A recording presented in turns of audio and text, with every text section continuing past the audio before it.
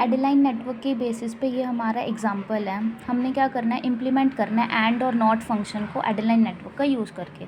ये हमारे पास इनपुट दे रखे हैं x1 और x2 की वैल्यूज़ ये हैं, बाइस हमारा ये है, और हमारा जो हमने एक्सपेक्टेड जो हमने आउटपुट लिया है वो हमारा ये निकलना चाहिए।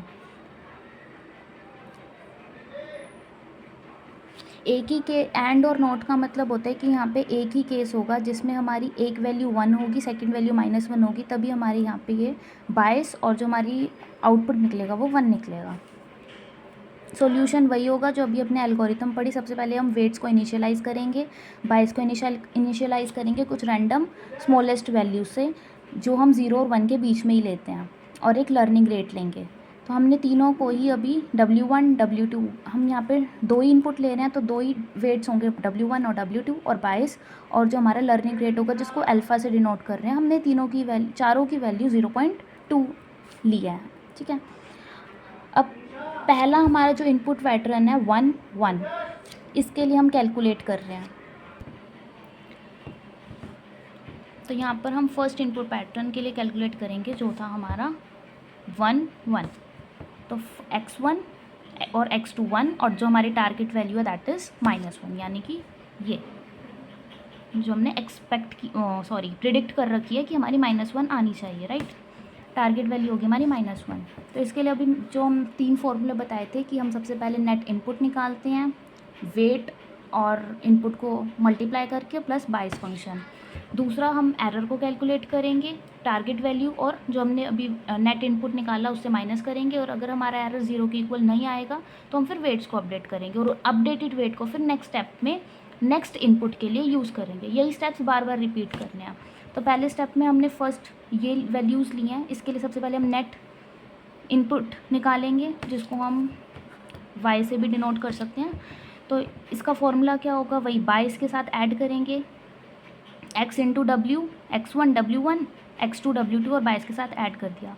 बायस की वैल्यू और वेट्स की वैल्यू 0.2 ली थी, और x1 और x2 जो हमने ये लिए हैं 1 1 है, वही फॉर्मूले में पुट किया तो हमारे पास नेट 0.6 आ गया।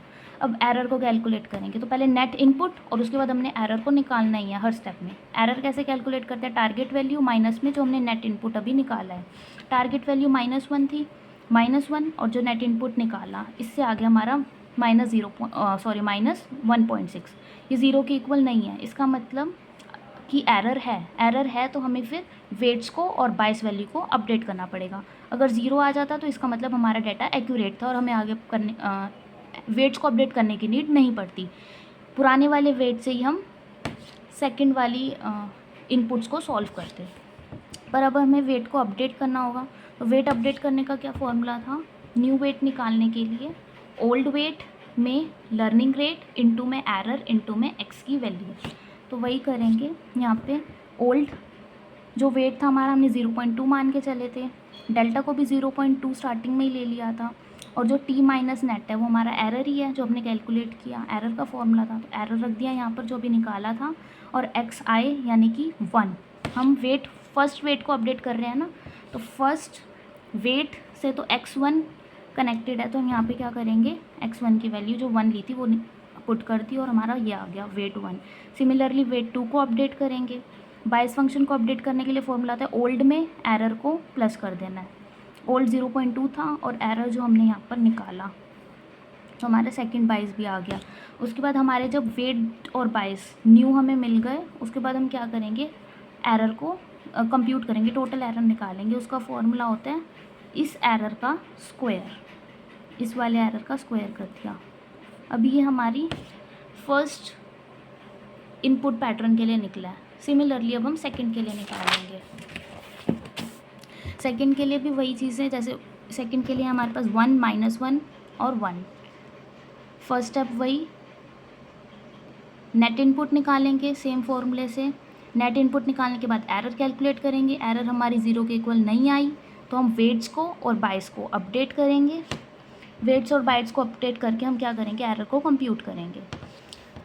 हाँ, एक चीज़ और, यहाँ पर जो हमने नेट इनपुट निकाला है सेकंड इनपुट के लिए, इस वाले के लिए, तो हमने यहाँ पर जो W है वो 0.2 हमने पहले मान के चले थे ना 22 और W1 W2, वो वाला यूज़ नहीं करेंगे, जो न्यू निकला था उसको पुट करेंगे, उसको पुट करके निकालेंगे। तो यही करता है एडेप्टिव लर्निंग कि जब हम न्यू वेट्स निकाल लेते हैं, अगर हमारा एरर आता है तो हम अपडेट करते हैं वेट को, और वेट को अपडेट करने के बाद हम न्यू वेट्स को यूज़ करते हैं सेकंड आइट्रेशन के लिए। तो ये क्या करता है, इसका यही एक बेनिफिट है कि ये साथ के साथ लर्न करता है, इसीलिए इसका नाम है adaptive learning. Similarly third input pattern के लिए निकालेंगे, फिर फोर्थ के लिए निकालेंगे। अभी भी हमारे पास 0 नहीं आया, इसका मतलब अभी भी यहाँ पर एरर है।